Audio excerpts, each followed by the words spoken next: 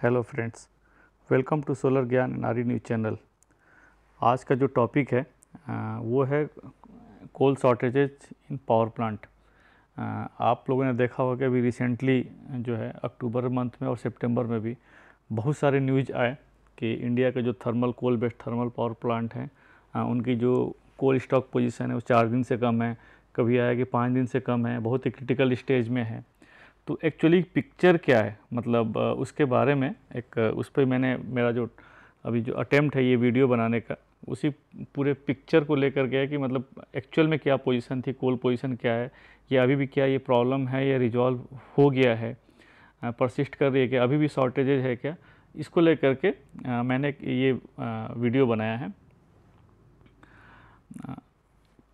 अभी अभी आप अभी जो प्रेजेंट सिचुएशन है, अभी जो कोल की प्रोडक्शन है वो तो इम्प्रूव तो हो गई है, लेकिन स्टिल जो अभी है बहुत सारे जो पावर प्लांट हैं उनकी जो कोल शॉर्टेजेस चल रही है, जो उनका जो स्टॉक पोजीशन है अभी भी कम है।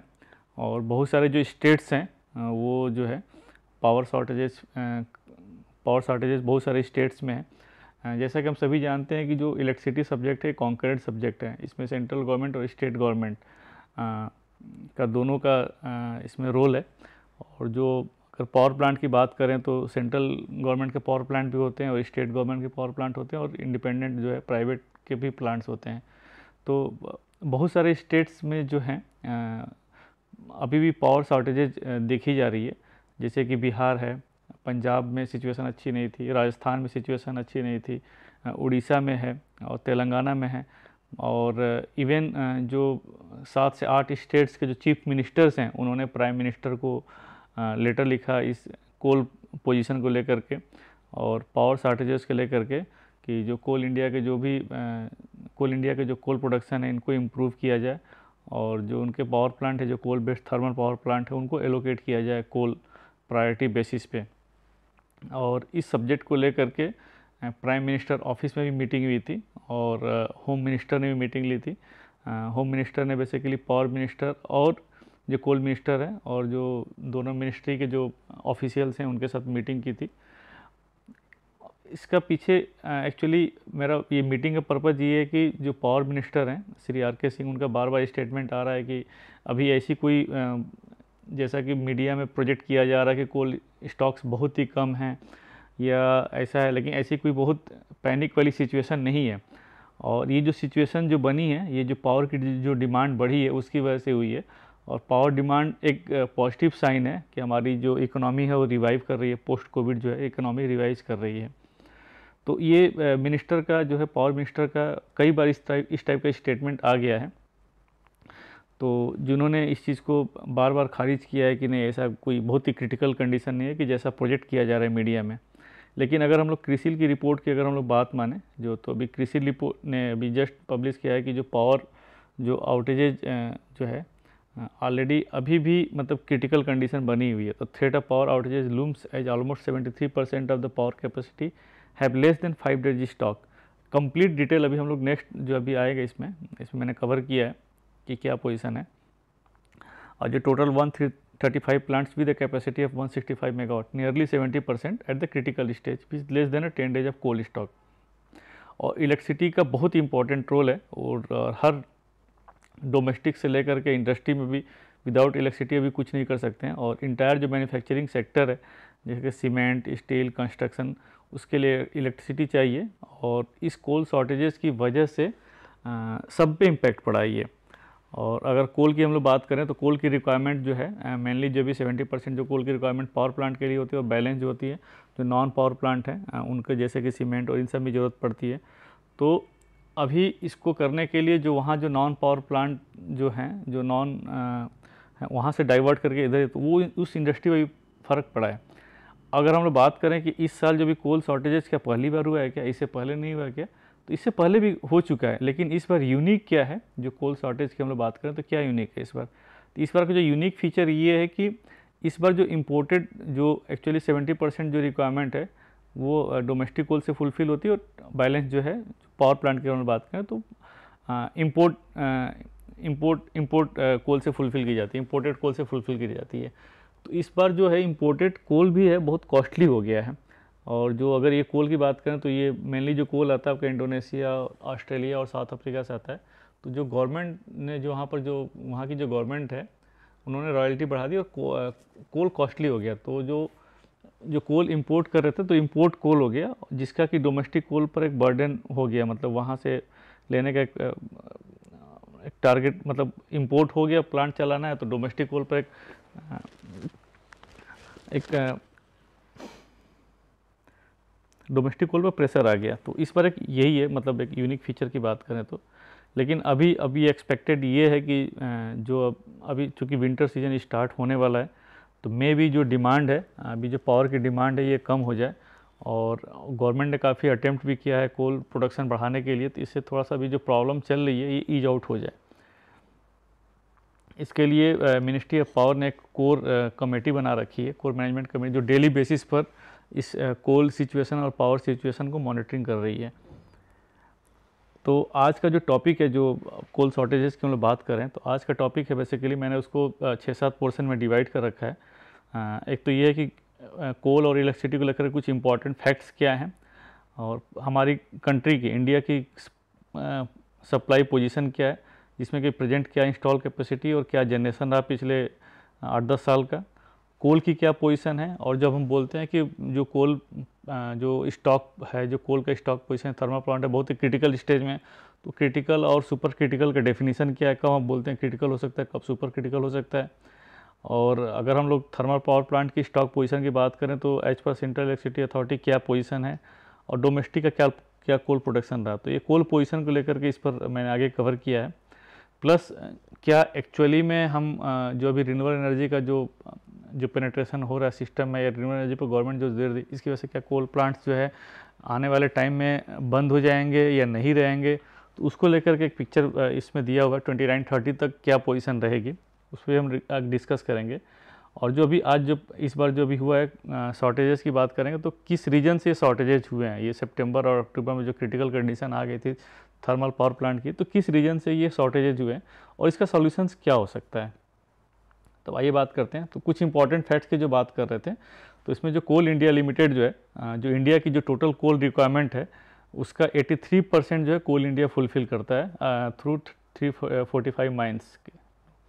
और जो करंट जो है पावर इलेक्ट्रिसिटी जो डिमांड है हमारी, वो उसका 70% जो होता है coal based thermal power plant है, उसके थ्रू जनरेट किया जाता है। और जो coal based thermal power plant है उसका जो कोल रिक्वायरमेंट है, उसकी टोटल कोल रिक्वायरमेंट के 80% जो है कोल इंडिया लिमिटेड CIL जो है वो प्रोवाइड करता है। अगर हम लोग अगर हम लोग करंट जो है पावर डिमांड की बात करें, जो पिछले जो सितंबर अक्टूबर जो 2 महीने में जो बढ़ी है जो पावर कंजम्पशन, अगर हम 2019 में सेम पीरियड में देखें तो 17% इंक्रीज हुआ है। और 2019 का फिगर इसलिए लिया गया कि प्री कोविड एरा, एक्चुअली 2020 वाला जो पीरियड है बेसिकली कोविड वाला टाइम था, इसलिए उससे रेफरेंस ना लेकर के 2019 का लिया गया प्री कोविड एरा से।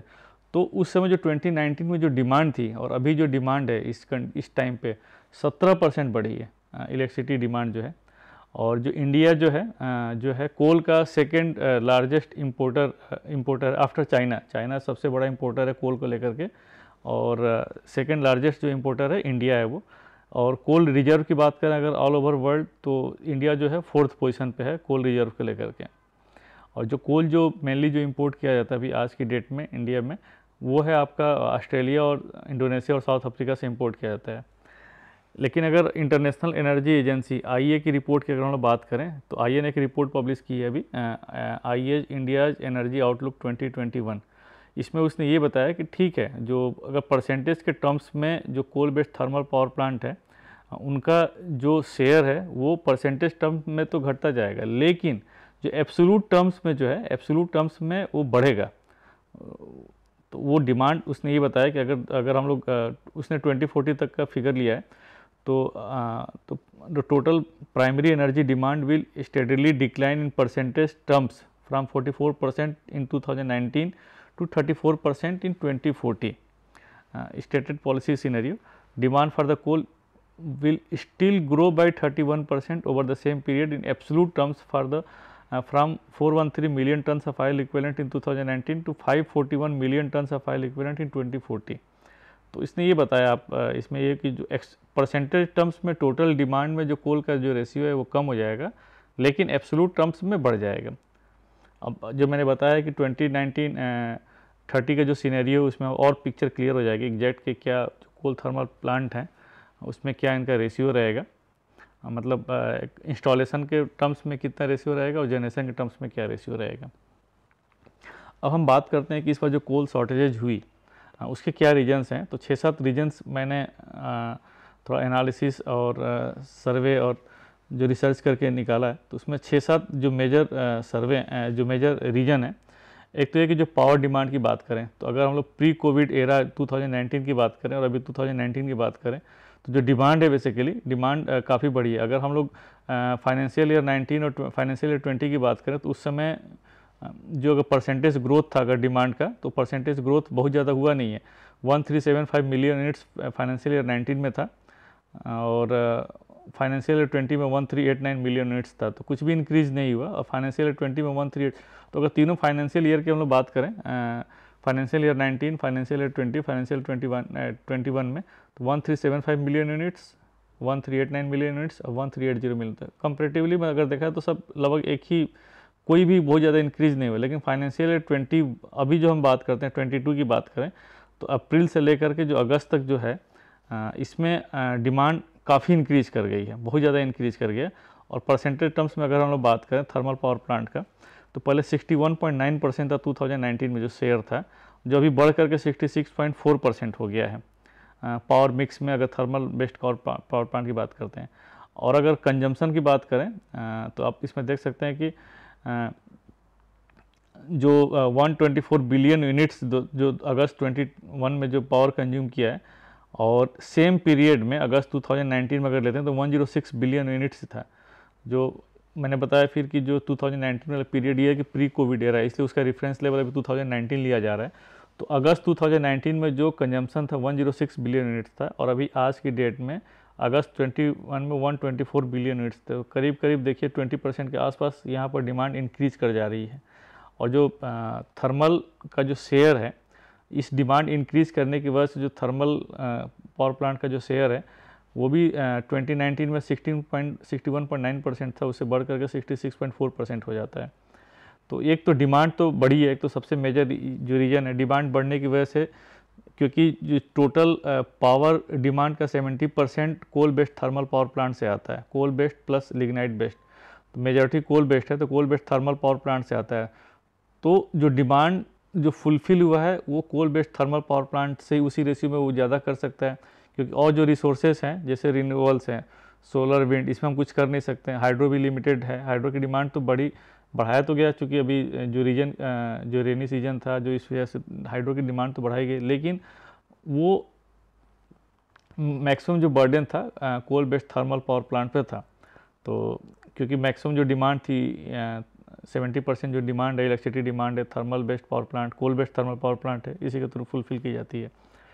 तो एक तो डिमांड बढ़ने की वजह से जो coal based thermal power plant है उन पर आया, इसलिए कोल की कंजम्पशन यहाँ पर बढ़ गई। दूसरा, गवर्नमेंट ने ये आर्गूमेंट्स दिया है कि जो इलेक्ट्रिसिटी कंज्यूमर हैं उसमें भी काफ़ी बढ़ोतरी हुई है। तो जो मिनिस्ट्री ऑफ पावर का एक स्कीम है, जो गवर्नमेंट ऑफ इंडिया का स्कीम है कि हर घर को जो है इलेक्ट्रिसिटी कनेक्ट करना है, तो इसकी वजह से, जो इस स्कीम की वजह से, इस प्रोग्राम की वजह से एडिशनल 28.2 मिलियन हाउस होल्ड्स को जो कनेक्ट किया गया है। और अगर हम हाउस होल्ड से कनेक्ट करते हैं तो ऑब्वियसली लोड तो बढ़ेगा ही बढ़ेगा, क्योंकि अगर एक घर को कनेक्ट करते हैं तो वहाँ पर टीवी होगी, फैंस चलेंगे, लाइट होंगी, तो इसकी वजह से डिमांड बढ़ी है। और इसके पीछे आर्गूमेंट ये है कि देखिए 200 गीगावाट का फर्स्ट टाइम जो है कोविड टाइम में ही, सोचिए 200 गीगावाट का पीक डिमांड को टच कर गया था, और एवरेज डिमांड आज की डेट में देखें तो 170 से 180 गीगावाट के आसपास रही है। तो दूसरा रीज़न ये दिया गया कि जो हाउस होल्ड कनेक्शंस हैं काफ़ी बढ़ेंगे, जिसकी वजह से डिमांड बढ़ी है। थर्ड रीज़न ये है कि जो कोल का जो प्रोडक्शन हुआ है ये इस पर्टिकुलर मंथ में जो है काफ़ी कम हुआ है। उसका रीज़न ये है कि जो कोल प्रोड्यूसिंग स्टेट्स हैं, जैसे कि मेनली जो है झारखंड, उड़ीसा, मध्य प्रदेश, छत्तीसगढ़, महाराष्ट्र, तेलंगाना, तो यहाँ पर ये इस पर्टिकुलर मंथ में अगर देखा जाए तो जुलाई, अगस्त, सितंबर में काफ़ी बारिश हुई है, रेन्स हुआ है, जिसकी वजह से जो कोल माइंस है बहुत ही वायबल नहीं होते, तो इसकी वजह से प्रोडक्शन काफ़ी कम हुआ क्योंकि बारिश काफ़ी हुई, रेन काफ़ी हुआ। दूसरा जो है जो नेक्स्ट जो रीज़न दिया जा रहा है, एक तो ये है कि जो इम्पोर्टेड कोल है वो काफ़ी कॉस्टली हो गया, तो जो इम्पोर्टेड कोल है उसका जो है इम्पोर्ट कम हुआ, जिसकी वजह से जो डोमेस्टिक जो कोल है उन पर प्रेशर बढ़ गया, बर्डन बढ़ गया। तो एक तो इम्पोर्ट कम हुआ, तो ये भी रीज़न है। जो नेक्स्ट रीज़न दिया है कि lower than normal stock accumulation by thermal power plants in the April June period before monsoon season. तो एक स्टैंडर्ड प्रोसीजर होता है कि मानसून सीजन से पहले जो coal based thermal power plant होते हैं वो अपना जो कोल का स्टॉक बढ़ा के जनरली रखते हैं। अगर मान लीजिए स्टैंडर्ड प्रोसीजर हमें 15 से 20 डेज़ का स्टॉक रखना है, तो 5 से 10 दिन का ज़्यादा स्टॉक रखते हैं। अगर किसी भी रीजन से अभी इस बार हुआ बारिश हुई मानसून सीजन में, तो उस पर्टिकुलर पीरियड में प्रोडक्शन कम हो जाता है कोल का, सो दैट कि वो बफर की तरह काम कर सके।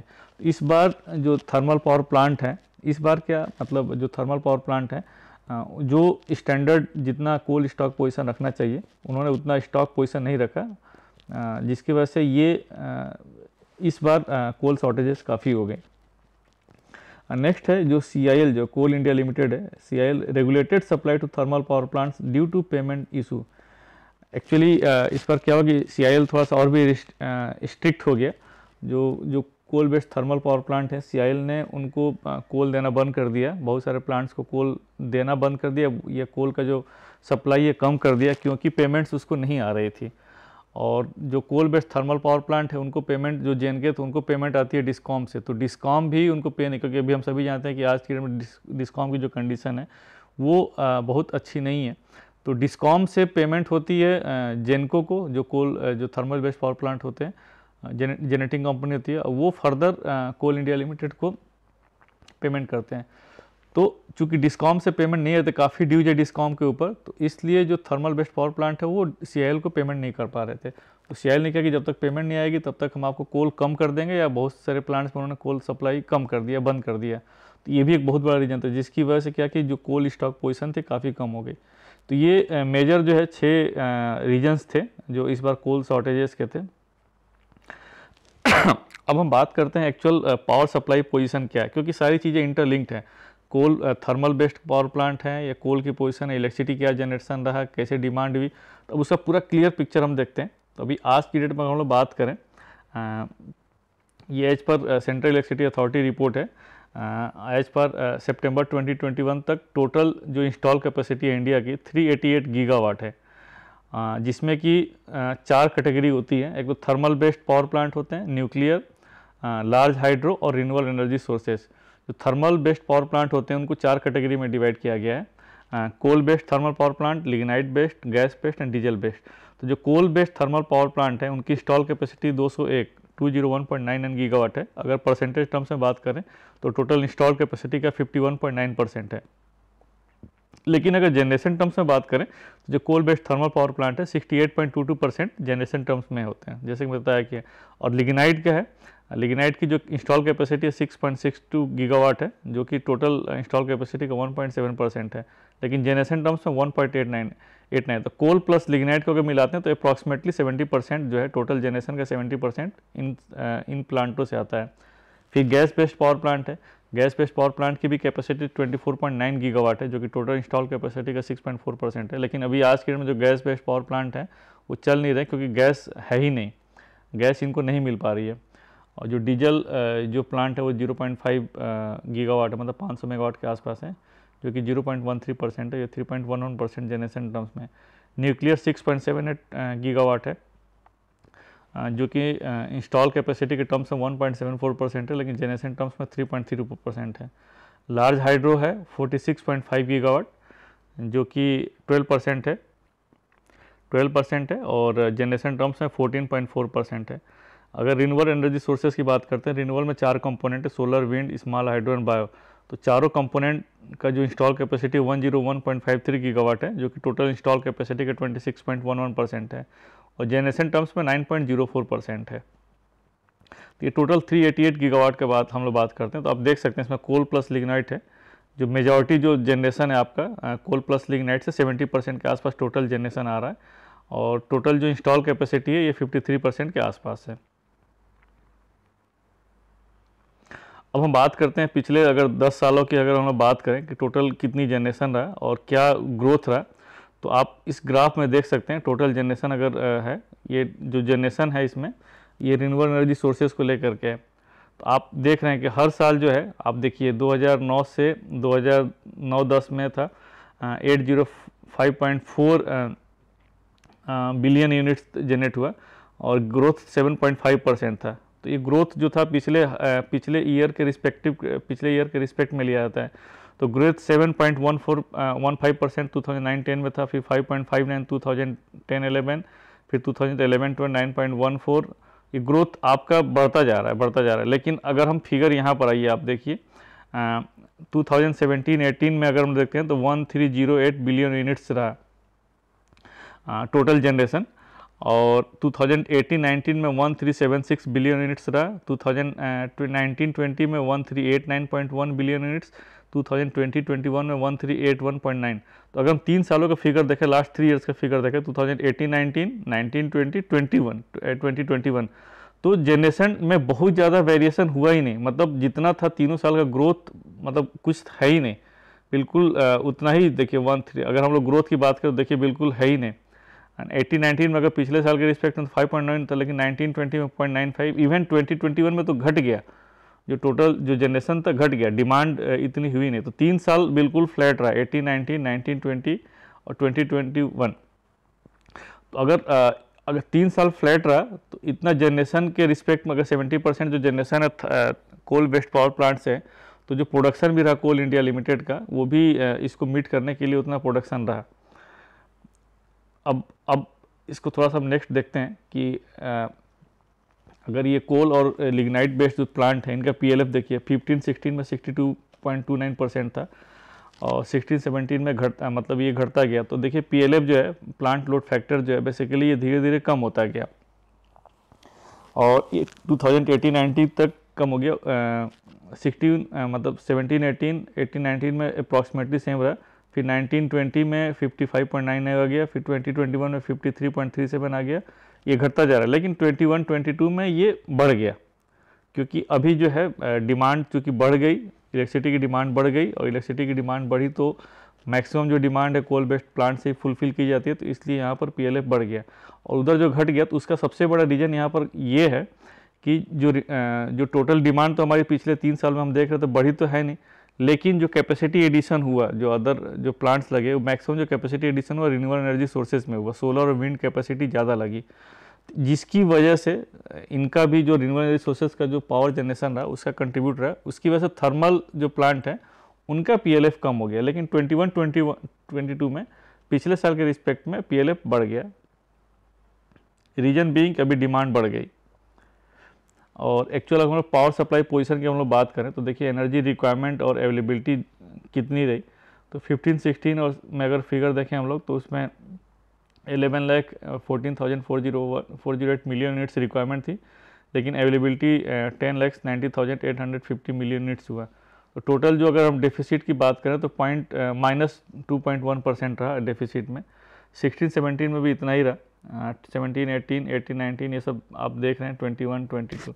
तो रिक्वायरमेंट और पीक अगर हम लोग बात करें तो देखिए पीक हम धीरे धीरे बढ़ता जा रहा है। 15-16 में जो टोटल पीक था पावर का वो 153 गीगावाट था, 16-17 में 159 था, 17-18 में 164 गीगावाट था, 18-19 में 177 गीगावाट था, 19-20 में 183 गीगावाट, 2021 में 190 गीगावाट और 21-22 में 203 गीगावाट।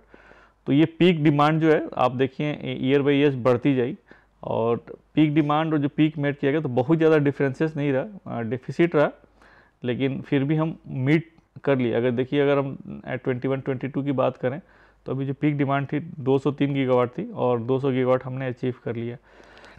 ये जो फिगर है बेसिकली मैं बताता हूँ, ये फिगर जो है सेंट्रल इलेक्ट्रिसिटी अथॉरिटी से लिया गया है, और जो 21-22 का जो फिगर है ये सितंबर 21 तक का फिगर है, प्रोविजनल फिगर है, सितंबर का प्रोविजनल फिगर है। एक्चुअल फिगर अगस्त तक का फिगर है और सितंबर का प्रोविजनल फिगर लिया गया है। तो उसको क्लब करके जो है 21-22 में अप टू सितंबर तक का फिगर लिया हुआ है। और अगर हम लोग अप्रैल से लेकर के अगस्त तक की अगर हम लोग बात करें जनरेशन को लेकर के कि इस पर्टिकुलर पीरियड में अगर पिछले साल से हम लोग कंपेयर करें तो वो क्या फिगर है, क्योंकि हम बता रहे हैं कि इसमें इस बार डिमांड बढ़ गई। अगर 21-22 की बात करें तो हम लोग बोल रहे हैं कि अभी 17% 20% बढ़ गई फिगर। तो क्या है एक्चुअल, क्या है? तो इस वाले जनरेशन पार्ट्स में रिन्यूएबल एनर्जी सोर्सेज का जनरेशन पोर्शन नहीं लिया गया है, और इसमें आप रिन्यूएबल एनर्जी सोर्सेज का जो जनरेशन है हर साल बढ़ता ही जा रहा है। अब 1920 में जो भी इंस्टॉल कैपेसिटी थी रिन्यूएबल की, अब आज की डेट में हम जो रिन्यूएबल की इंस्टॉल कैपेसिटी टोटल 100 गीगावाट को हम लोग क्रॉस कर लिए हैं। तो इसलिए रिन्यूएबल एनर्जी कैपेसिटी बढ़ती गई, तो उससे जो जनरेशन है वही बढ़ता गया। लेकिन फिलहाल अभी इस जनरेशन पोर्शन में रिन्यूएबल एनर्जी को इंक्लूड नहीं किया गया। तो आप देख सकते हैं 2019-20 में जो टोटल जो जनरेशन रहा गीगावाट आवर में वो है 553865। अगर परसेंटेज ग्रोथ की बात करें तो -3%, मतलब पिछले साल से जो डिमांड था 1920 में उससे कम ही हो गया। सेम 2021 में भी अगर इस पर्टिकुलर पीरियड में देखें तो चूंकि ये पीरियड जो 2021 वाला पीरियड है ये बेसिकली कोविड पीरियड है, इसमें डिमांड और भी कम हो गई, -13%। देखिए डिमांड काफ़ी कम हो गई। इसमें रिन्यूएबल एनर्जी के सोर्सेस नहीं लिया है अभी। 21-20 में देखिए डिमांड काफ़ी बढ़ गई इस पर्टिकुलर पीरियड में, अप्रैल से लेकर अगस्त तक अगर हम लोग बात करें गीगावाट आवर में तो 15% बढ़ गया, एक्सक्लूडिंग रिन्यूएबल। अगर रिन्यूएबल के रहते हैं तो डिमांड और भी बढ़ जाएगी। तो आप देख रहे हैं कि डिमांड इस पर काफ़ी बढ़ रही है। ये फिगर इसलिए, अगर रिन्यूएबल एनर्जी सोर्सेज की हम लोग बात हटा देते हैं तो ये जो डिमांड बढ़ी है 15%, इसमें जो जनरेशन है बेसिकली ये जनरेशन थर्मल, न्यूक्लियर और लार्ज हाइड्रो को ही बस इंक्लूड किया गया है इसमें। तो जो मैक्सिमम जो जनरेशन आप देख रहे हैं 70% जो थर्मल ही मीट करता है, तो इसमें भी आप मैक्सिमम जो है डिमांड जो बढ़ी है, ग्रोथ जो 15% हुआ है, सारा जो लोड है थर्मल बेस्ड पावर प्लांट पे ही आया हुआ है। अब कोल सप्लाई की हम लोग बात कर लेते हैं। तो सबसे पहले ये हमें जानना जरूरी है कि आप न्यूज़ में और पेपर में बार बार देख रहे हैं कि क्रिटिकल पोजीशन पहुंच गई है, नॉन सुपर क्रिटिकल पोजीशन पहुंच गई है। तो बेसिकली क्रिटिकल स्टॉक और सुपर क्रिटिकल स्टॉक है क्या चीज़? तो as per central electricity authority definition दिया हुआ है। तो पावर प्लांट बेसिकली जो थर्मल बेस्ड पावर प्लांट है उनको दो कैटेगरी में डिवाइड किया गया है, पीट हेड प्लांट्स और नॉन पीट हेड प्लांट्स। जो पीट हेड प्लांट्स होते हैं तो जहाँ पर कोल माइंस होती है, कोल माइंस के पास में अगर प्लांट है तो उसको पीट हेड प्लांट्स बोलते हैं। तो अगर जो है वहाँ पर उस थर्मल पावर प्लांट की जो कोल स्टॉक पोजीशन है अगर 5 डेज से कम है तो उसको क्रिटिकल स्टॉक बोली जाती है। अगर कोल स्टॉक पोजीशन वहाँ पर जो इसके पास स्टोरेज कैपेसिटी 3 दिन से कम है कोल स्टॉक की, तो वो सुपर क्रिटिकल स्टॉक की पोजीशन में आता है। तो ये पीट हेड प्लांट्स जो टोटल इंडिया में है अभी आज की डेट में 16 प्लांट हैं, जिसकी क्यूमुलेटिव कैपेसिटी 35,200 मेगावाट है। जो नॉन पीट हेड प्लांट है, मतलब जहाँ पर कोल माइनिंग हो जाती है, वो वहाँ से थर्मल प्लांट्स दूर हैं, तो इसको दो कैटेगरी में डिवाइड किया गया है। एक तो 1500 किलोमीटर से ज़्यादा वाले डिस्टेंस और एक 1500 किलोमीटर से कम वाले डिस्टेंस। जो 1500 किलोमीटर से कम वाले डिस्टेंस हैं नॉन पीट हेड प्लांट, उसमें अगर 7 दिन से कम का कोल स्टॉक है तो उसको क्रिटिकल स्टॉक वाली पोजीशन बोलते हैं, और जो 4 दिन से अगर कम आ जाता है तो उसको सुपर क्रिटिकल स्टॉक वाली पोजीशन बोलते हैं। जो अगर नॉन पीट हेड में जो 1500 किलोमीटर वाले से दूर प्लांट हैं उस वाले केस में अगर 9 दिन से कम अगर हैं कोल स्टॉक पोजीशन तो उसको क्रिटिकल स्टॉक पोजीशन, और 5 दिन से अगर कम है तो सुपर क्रिटिकल स्टॉक वाली पोजीशन बोलते हैं। तो ऐसे जो नॉन पीट हेड प्लांट्स हैं टोटल 119 नंबर है, 119 नंबर है, जिसकी टोटल क्यूमुलेटिव कैपेसिटी 1,32,386 मेगावाट है। तो टोटल जो है 135 नंबर्स पावर प्लांट है, थर्मल बेस्ड पावर प्लांट, जिसकी क्यूमुलेटिव कैपेसिटी 1,67,586 मेगावाट है।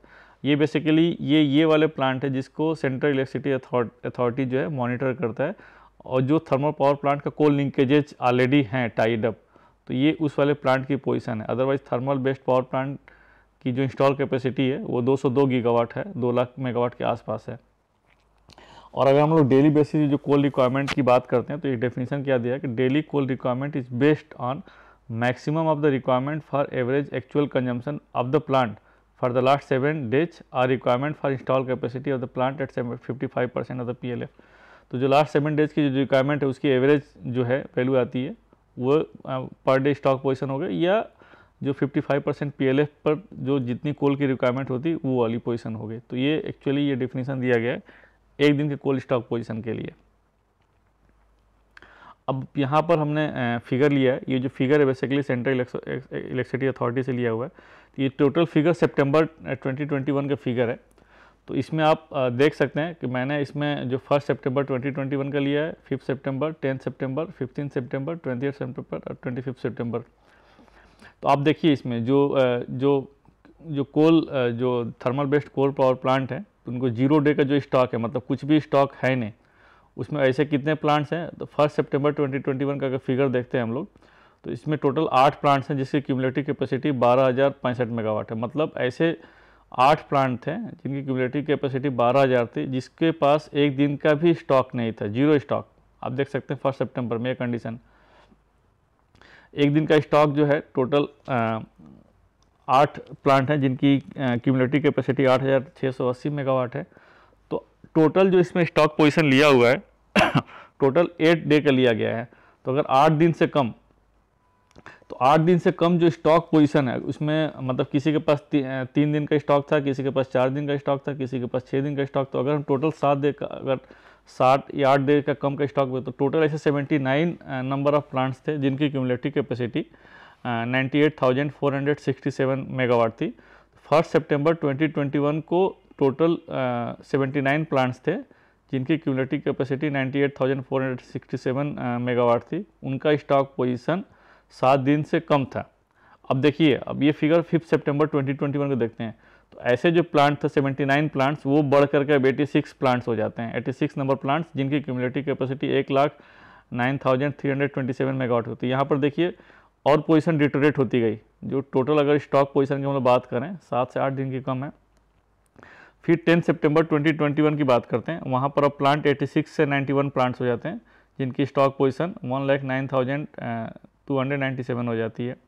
फिर 15 सितंबर को आते हैं जिसमें 90 प्लांट्स होते हैं जिनकी कोल स्टॉक पोजीशन, जिनकी क्यूमुलेटिव कैपेसिटी 1,03,797 मेगावाट है, जिनकी कोल स्टॉक पोजीशन 8 दिन से कम है। जिसमें बहुत सारे प्लांट्स हैं जिनकी स्टॉक पोजीशन 0 है, किसी को 1 डेज है। आप देख सकते हैं पूरा टेबल में आप। इसी तरीके से 20 सितंबर का देख सकते हैं और 25 सितंबर 2021 का फिगर देख सकते हैं। तो ये सितंबर का फिगर हो गया, 5-5 दिन के गैप पे लिया हुआ है। इसी तरीके से अक्टूबर का फिगर देखिए आप। अक्टूबर में 1 अक्टूबर को हम लोग देखते हैं, टोटल जो 8 दिन से कम का जो कोल स्टॉक पोजीशन है वो 104 नंबर ऑफ प्लांट्स हैं जिनकी क्यूमुलेटिव कैपेसिटी 1,28,949। देखिए अक्टूबर में और डिटरेट हो जाती है अब कंडीशन। सितंबर से अगर हम कंपेयर करें तो अक्टूबर में देखिए यहाँ पर क्यूमुलेटिव कैपेसिटी बढ़ जाती है।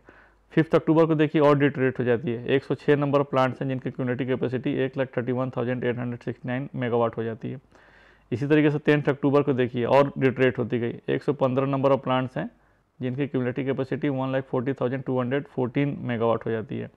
अगर हम लोग रेफरेंस लेवल कंपेयर करें तो 15 सितंबर का पोजीशन देखिए। 15 सितंबर में 90 प्लांट्स थे जिनकी क्यूमुलेटिव कैपेसिटी 1,03,797 मेगावाट कैपेसिटी थी, जिनकी कोल स्टॉक पोजीशन टोटल 8 दिन से कम है। और 15 अक्टूबर 2021 को देखिए टोटल 112 प्लांट्स हो जाते हैं जिनकी क्यूमुलेटिव कैपेसिटी 1,38,090। तो करीब 25 to 30%, 25% के आसपास और कैपेसिटी कम हो जाती है। जो कोल स्टॉक की पोजीशन है, अगर हम लोग कंपेयर करें 15 सितंबर और 15 अक्टूबर के फिगर कंपेयर करें तो हमारी स्टॉक पोजीशन और डिटरेट होती जाती है।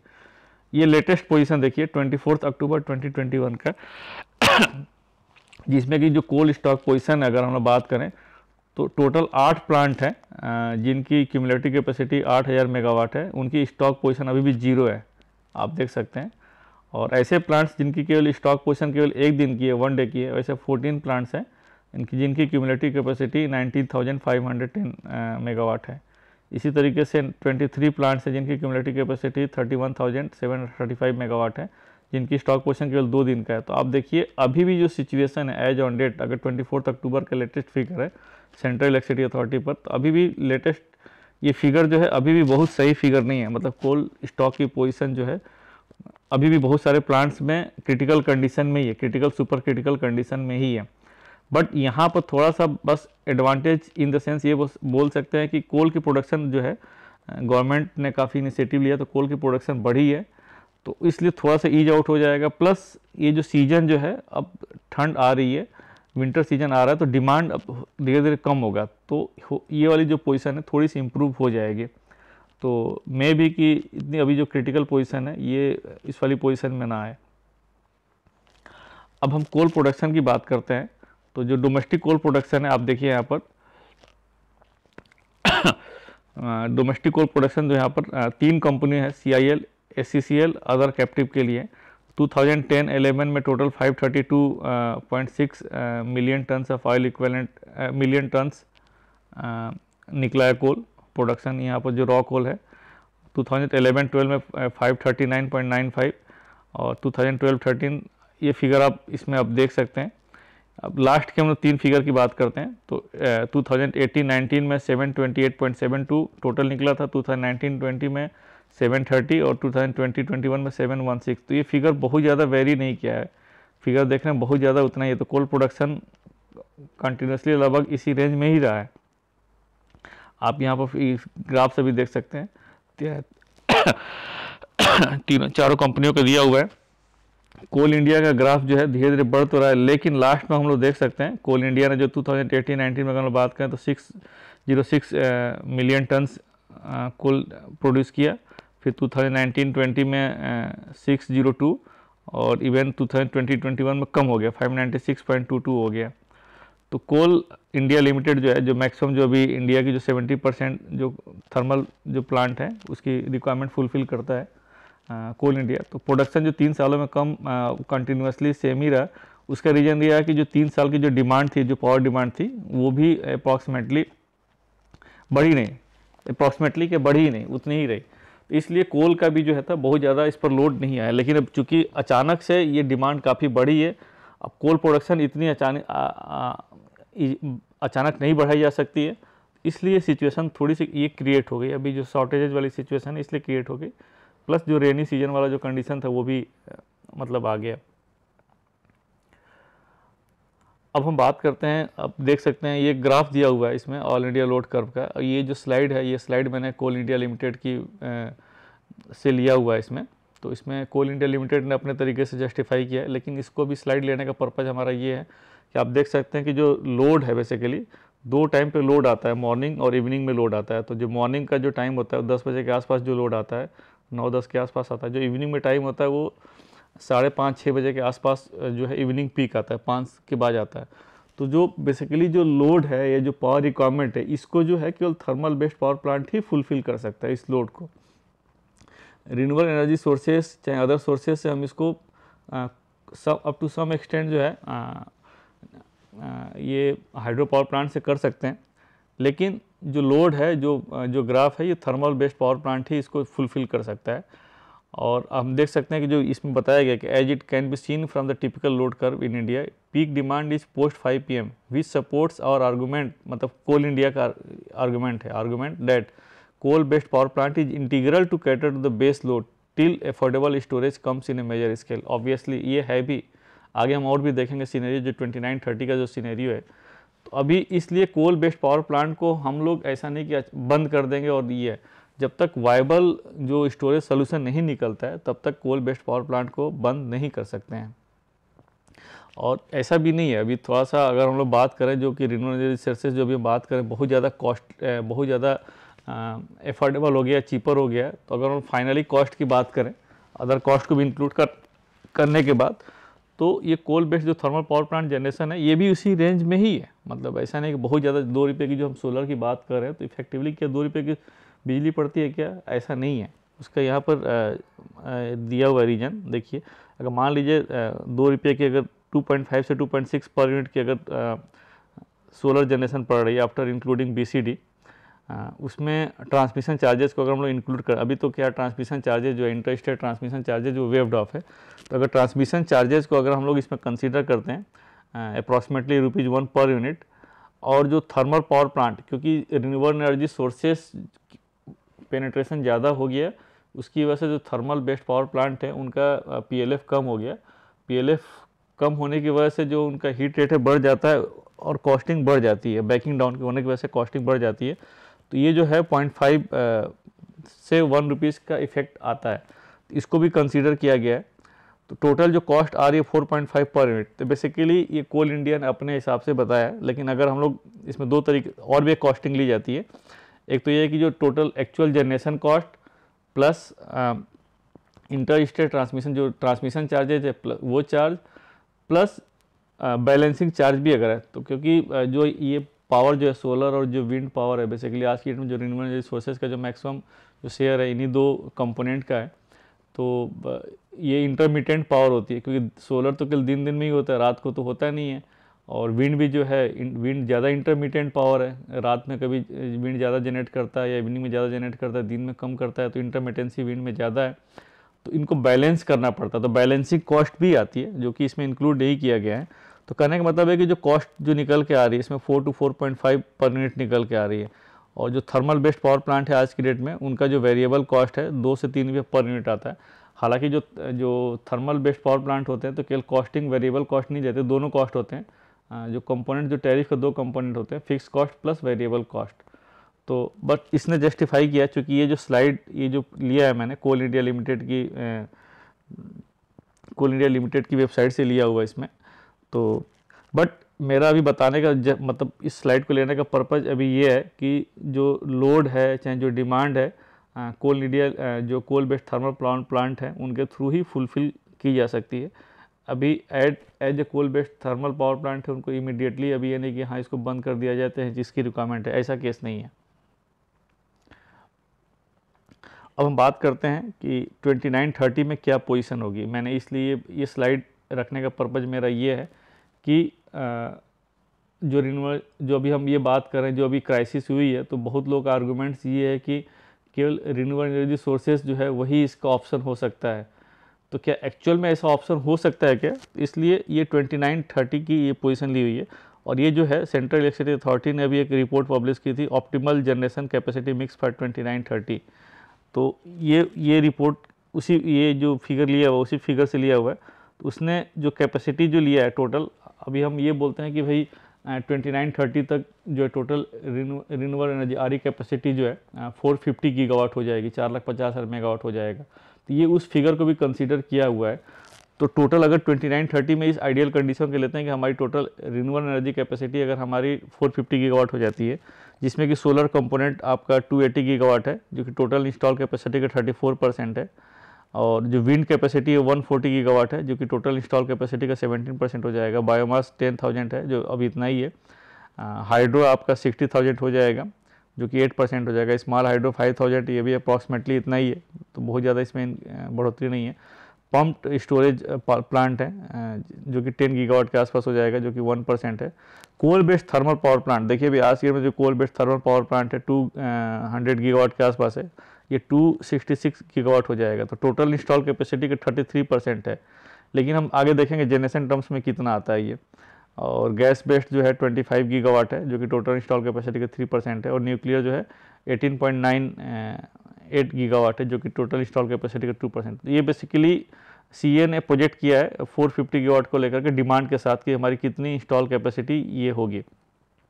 तो आप इसमें देख सकते हैं कोल में जो अभी आज की डेट से लेकर के कोल में बहुत ज़्यादा इंस्टॉल कैपेसिटी में इंक्रीमेंट नहीं हुआ, अभी 200 गीगावाट के आसपास है, 266 गीगावाट ही हो रहा है। लेकिन सोलर जो है हमारी आज की डेट में 45 गीगावाट है जो कि 280 गीगावाट पहुंच जा रहा है आपका अप टू मार्च 30 तक। लेकिन जनरेशन टर्म्स में एक्चुअली ये तो इंस्टॉल कैपेसिटी टर्म्स में, जनरेशन टर्म्स में क्या है, तो जनरेशन टर्म्स में आप देखिए अभी भी कोल का जो शेयर है जो है कोल प्लस लिग्नाइट का जो शेयर है 54% रहेगा उस इंस्टॉल कैपेसिटी जो प्रोजेक्टेड जो कैपेसिटी लिया है मार्च 30 तक का, तो उसमें जो शेयर है 54% रहेगा ही रहेगा। और सोलर का शेयर का 19% है, विंड का 12% रहेगा, बायोमास का और बहुत ही स्मॉल क्वांटिटी रहेगी, हाइड्रो का आपका भी अप्रॉक्सीमेटली बहुत ही कम है, न्यूक्लियर का 5% है और लार्ज हाइड्रो का 8% है, gas based thermal power plant उसका 2% है। तो टोटल जो जनरेशन एक्सपेक्टेड है 2518 बिलियन यूनिट है, जिसका कि 55% जो है थर्मल बेस्ड पावर प्लांट से होगा। तो इसलिए ये कहना कि अभी थर्मल बेस्ड पावर प्लांट है, पॉल्यूटेड है, चाहे इन्वायरमेंटल फ्रेंडली नहीं है, इन सबको बंद कर दिया, अभी कोई इसका बहुत ज़्यादा अल्टरनेटिव नहीं निकला है। थर्मल बेस्ड पावर प्लांट अभी हम बंद नहीं कर सकते हैं जब तक कि वाइबल स्टोरेज सोल्यूशन ना निकले। अब हम बात करते हैं कि अभी जो प्रॉब्लम आई है तो उसके लिए सॉल्यूशंस क्या हो सकता है। तो एक तो ये है कि जो नेचुरल गैस और जो इम्पोर्टेड कोल है इनका एक बफर स्टॉक बनाया जाए, अगर इस टाइप से क्राइसिस होती है तो इस चीज़ को हम लोग यूज़ कर सकें। और जो कोल स्टॉक जो डोमेस्टिक हमारी कोल प्रोडक्शन हो रही है वो तो हो ही रही है, जो इम्पोर्टेड कोल है उस इम्पोर्टेड कोल से बफर स्टॉक बनाया जाए। प्लस जो अभी डोमेस्टिक कोल प्रोडक्शन हो रहा है अभी कोल इंडिया लिमिटेड का जो है, तो बेसिकली कोल इंडिया लिमिटेड हम देखा कि 3 सालों में उसने प्रोडक्शन बढ़ाई नहीं, हालांकि ये पावर जनरेशन से लिंक्ड है इसलिए नहीं बढ़ाई, लेकिन अब कोल प्रोडक्शन को बढ़ाया जाए, डोमेस्टिक कोल प्रोडक्शन को बढ़ाया जाए। इसका एक 2 एडवांटेज है। एक तो ये है कि इस अभी वाली सिचुएशन ऐसी कभी नहीं आ सकती है, सो दैट कि जो पावर प्लांट है उनकी जो स्टॉक पोजीशन है प्रॉपर मेंटेन रहे। दूसरा ये है कि जो एक्सपोर्ट जो हम इंपोर्ट करते हैं कोल, उस पर डिपेंडेंसी भी हमारी कम होगी, तो ये भी एक एडवांटेज है। थर्ड जो है मेरा अपना व्यू है कि थर्मल जो एफिशिएंसी है, थर्मल एफिशिएंसी को बढ़ाया जाए लेटेस्ट टेक्नोलॉजी को यूज़ करके। और अब बहुत सारी सुपर क्रिटिकल और supercritical thermal power plants आ रहे हैं। उसका रीज़न ये दिया है कि अगर 1% एफिशिएंसी हम लोग बढ़ाते हैं तो 2.5% CO2 एमिशन कम होता है। तो थर्मल एफिशिएंसी और प्लांट को और एफिशिएंट किया जाए। उसके बाद जो गवर्नमेंट जो रिन्यूएबल एनर्जी को एक प्रमोट कर रही है, तो इसको और ज़्यादा एक्सपेडाइट किया जाए कि सो दैट कि प्रोजेक्ट जो है काफ़ी तेज़ी से आ सके। और जो इसमें, क्योंकि रिन्यूएबल एनर्जी का सबसे बड़ा एडवांटेज यही है कि इसमें कोई भी फ्यूल्स की ज़रूरत नहीं पड़ती है, ये नेचुरल रिसोर्सेस हैं। तो इस टाइप की क्राइसिस जो है, जो मैन मेड जो क्राइसिस हैं, ये इस टाइप की क्राइसिस नहीं आ सकती हैं। तो ये बेसिकली ये 4-5 जो सॉल्यूशंस हैं। तो होप दोस्तों मेरा ये वीडियो जो है, जो मैंने बनाया अपने से रिसर्च करके और बहुत सारी न्यूज आर्टिकल और central electricity authority, MOP, MNRE, इन सब के वेबसाइट का रेफरेंस लेकर के मैंने डेटा दिया है। तो होप आपको मेरा आज का वीडियो अच्छा लगा होगा। अगर आपको अच्छा लगा होगा तो आप लोग लाइक करिए, सब्सक्राइब करिए और अपने दोस्तों को फॉरवर्ड करिए। तो फिर मिलते हैं नेक्स्ट वीडियो में। Thank you. जय हिंद।